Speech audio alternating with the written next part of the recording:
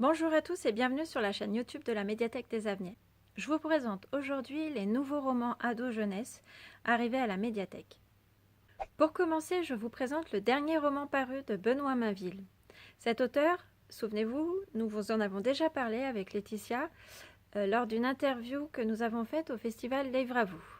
Petite parenthèse, cette année, le festival Livre à vous fête ses 10 ans. Il aura lieu du 22 au 25 décembre à Voiron, en Isère.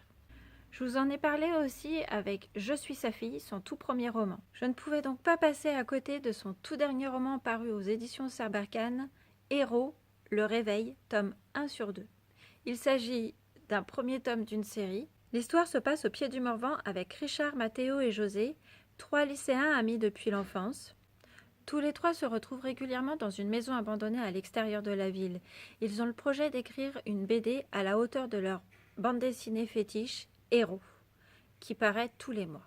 Seulement un soir, un homme blessé apparaît dans leur cachette avec un fluide noir très bizarre qu'il donne à Richard avant de s'évanouir.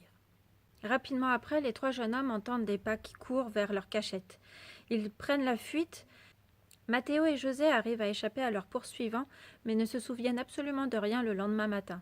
Alors que Richard atterrit à l'hôpital après être fait projeter de son vélo à plusieurs mètres, et avoir absorbé le liquide noir. On retrouve des héros attachants et authentiques dans les histoires de Benoît Mainville, avec une écriture fluide et captivante. En second, je vous présente Brexit Romance de Clémentine Beauvais aux éditions Sarbacane. C'est l'histoire de Marguerite, jeune soprano de 17 ans, qui se rend à Londres avec son accompagnateur pianiste, Pierre Kamaneff, pour chanter dans les noces de Figaro de Mozart. Dans le train, dans l'Eurostar, elle rencontre Cannelle, qui, en écoutant la conversation entre Marguerite et Pierre, pense qu'ils font partie du même projet qu'elle. C'est le projet d'une agence de mariage arrangé pour que les Anglais ou Anglaises qui ont voté contre le Brexit puissent avoir un passeport européen et être considérés comme citoyens européens. C'est un roman rempli d'humour, d'amour, malgré la réalité du sujet. Pour le troisième roman, voici celui d'un auteur dont j'aime particulièrement l'écriture, qui est Jean-Philippe Blondel. Ce dernier roman s'appelle Danseur. C'est l'histoire d'Anaïs, Adrien et Sanjiwa, trois danseurs qui se croisent, qui s'aiment et s'éloignent, mais leur passion pour le hip-hop les relie toujours. Chacun a un parcours douloureux et chaotique. Adrien est en colère contre l'injustice familiale. Anaïs est une ancienne gymnaste à la carrière contrariée. Et Sanjiwa est fils d'un immigré tamoul. Le quatrième livre est de Marine Carteron. Je vous ai déjà aussi parlé de cet auteur avec sa deuxième trilogie, Génération K. Son dernier roman paru aux éditions Le Rouergue dans la collection d'Akodak s'appelle L'attaque des cubes. C'est l'histoire d'Antoine et Vénus qui aiment se retrouver avec leur jeu vidéo favori, Minecraft. Antoine est le narrateur de son quotidien à la maison, au collège, avec ses amis et aussi sur son jeu vidéo Minecraft. Vénus prend la parole parfois pour rectifier la réalité de Antoine avec beaucoup d'humour.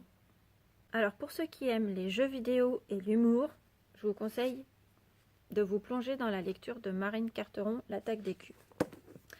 Pour le cinquième roman, je continue avec le tome 1 de la série polar de Bertrand Puard. La série s'appelle L'Archipel et le tome Latitude.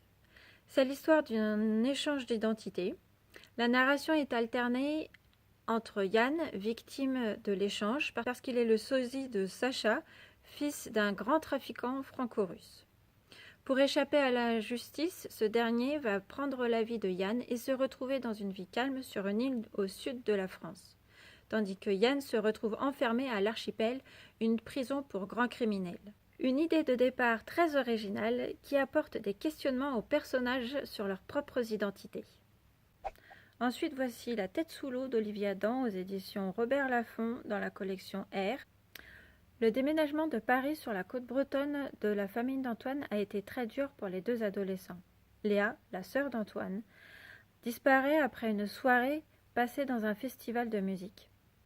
Commencent alors pour la famille des moments très difficiles entre doute et espoir. Les parents se disputent et Antoine, le narrateur, passe sa vie sur son surf. Quelques mois plus tard, Léa est retrouvée. Que lui est-il arrivé? Qu'a-t-elle vécu? De cette épreuve, la famille en ressort bouleversée, jusqu'à la séparation des parents et le secret d'amour de Léa. Suspense et émotion remplissent l'écriture d'Olivier Adam dans ce roman que j'ai hâte aussi de lire. Je termine cette présentation de nouveautés avec le roman de Florence Medina, Direct du cœur, aux éditions Magnard. Après avoir passé une année de seconde tranquille, Tim accepte le marché de sa mère. Soit il remontait sa moyenne générale de 2 points avant la fin de la seconde, soit il était inscrit dans une option en première. Il a choisi l'option. Et sa mère lui a imposé l'option de la LSF, langue des signes française. Au début, Tim est plutôt réticent. C'est pour les sourds, la langue avec les mains. Il n'est pas sourd, lui. Oui, mais pour sa mère, ça peut lui rapporter des points d'avance au bac, avec pas beaucoup d'efforts. Après quelques débuts difficiles, Tim trouve un monde qu'il ne soupçonnait même pas, avec des rencontres éblouissantes. Il est temps pour moi d'aller rapidement intégrer ces livres catalogues pour que vous puissiez les retrouver et les réserver sur acv.bibenligne.fr. Alors, à très bientôt!